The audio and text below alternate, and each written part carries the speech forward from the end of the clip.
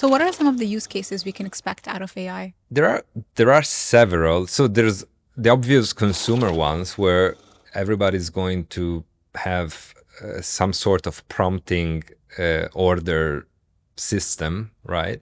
And of course, we're working on that as well. But there are also a lot more in the back end, right?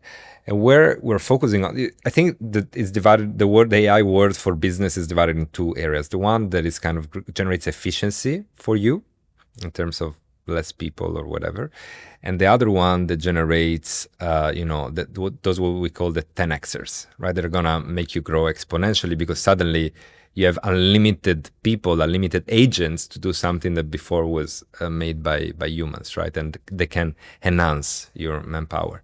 And I think we're focused a lot on these ones, much less on these ones.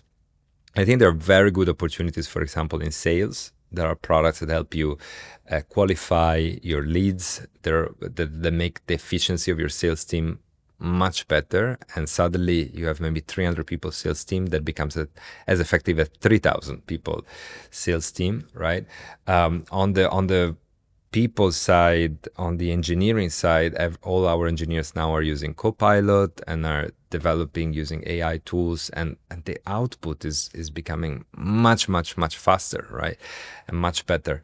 We're doing a lot of internal courses for our employees to how to use all our internal AI tools that we have now. And we really want to make sure that everybody uses it at the full potential, because generate so there are tools now where you can, just ask, what is the Talabat Pro penetration in city X in Egypt? And it will just go and search into all your documents and it will find that information for you, right? This to take decisions is, so today, otherwise I would have asked that decision in a meeting and would have known after 1 week the answer, right? So the ability to make decision very fast through AI now is there. Technology now is so advanced. What we're struggling with is how the human interface can keep up with the pace of change of technology. And what I'm very excited about is that there's hardly any problem that you can't give to people working in the tech industry and say, look, this is the outcome we want, create something, and it can be done. AI is going to get us there even quicker. I mean, I'm very, very excited about the impact of AI on the efficiency of airports. Because if you think about it, we've got so many different data sources within airports. Trying to get a human to package all those together to make the right decisions is really, really quite tricky.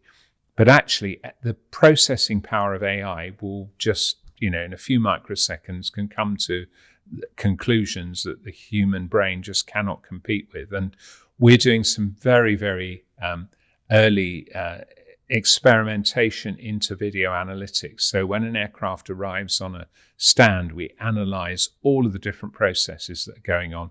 When the steps arrive, when the baggage is taken off, when the fuel truck arrives, when the service areas are all sort of allocated to the aircraft, they all come together.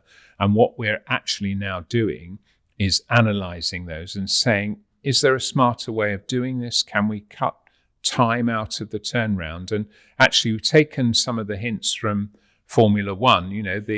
When race mechanics used to take nearly a minute to do a pit stop, now it can be done in about 3 seconds.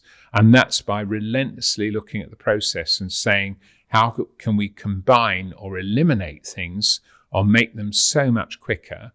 And if they can do it, then we can slavishly copy what they've done in Formula One and hopefully make aircraft turnarounds so much quicker. Because if you've got an aircraft that costs, say, more than $400 million and it's sitting on the ground, every minute it sits there, it's not earning money. So if we could actually make the turnaround more reliable and more slick and get that aircraft away quicker, you can increase the utilization of a very expensive asset and make them more reliable, make them earn more money, make them more productive, and get the on-time performance optimized. So there's all sorts of benefits, and AI will give us the ability to make those sort of decisions from literally thousands of different inputs to make aviation and the whole industry much more effective and efficient, and a much better customer service. Looking ahead, what are your personal bets for the next decade? Predicting the future, never easy in any field, especially in entertainment. I think, Dania, the short form content, as we call it now, and the definition of what short form is also changing, right? It used to be 2 years ago, 6-7 minutes was short form. Now a minute long is short form, right? So I think short form content is here to stay. And that's number one. Number two, I would say there's this movement of user generated content is definitely a very powerful movement. And there's going to be winners out of this one. Platforms and organizations you and I have not heard of, but some are going to emerge very successful out of this. I think the third one I would say is the AI's impact on content creation is we're not even scratching the surface yet. So at STARZPLAY, we're launching our first animated Arabic series, fully AI generated, this year. And I've seen you sort of parts of it and the quality that's there. So it's only a matter of time that you'll have live action AI generated content as well.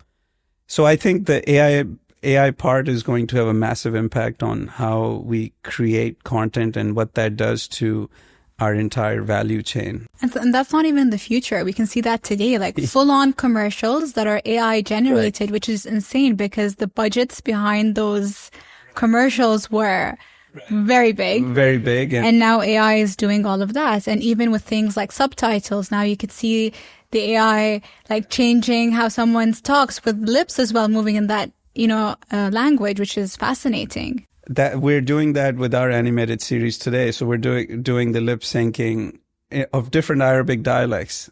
So Khaliji, Fusha, we're changing the lip syncing as the track changes. Like you said, subtitling, we're doing subtitling today. I would say today there's still an element of QA that's involved, especially in Arabic language. You have to make sure that it's still quality. But I think those things will be ironed out in next 6 to 7 months, in coming months, if not sooner. But in the long run, the original content creation will change completely. That's also taking like A/B testing to a whole nother level because you're testing it on all these markets as well at the same time. Correct. And you can do that today. And this is perhaps between the short form content and AI generated content. This is perhaps the biggest change that's coming. And it's difficult to predict which way the consumer behavior is going to shift. I think for platforms like us in our industry, the challenge is as much as we compete with Netflix or Shahid, we're competing with TikTok and Instagram Reels. And if that wasn't competition enough, we're also competing with mobile games and with esports. So it's a very, very dynamic space. Much like blockchain was a buzzword, AI is now the buzzword. But really thinking about what it's enabling. Technology, all technology, isn't a product in and of itself. It's a tool. It enables products. So technology enables services. Is Airbnb a technology company? People would say yes. No. It's a website with some algorithms behind it. It's a service that helps people with properties meet people who want to rent them.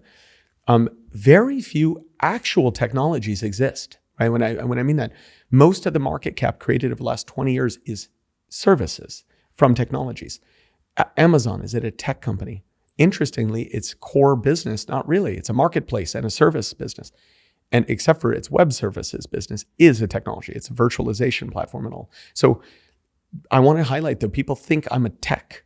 Often tech is a tool. And I share that because when you think about AI, what is it enabling? What is it? Is it enabling some product that has attributes? Is it a software that is now enabled by AI to do things it couldn't do before in faster computation, cheaper, whatever, better? If you really think about that, you'll start to see which AI makes sense.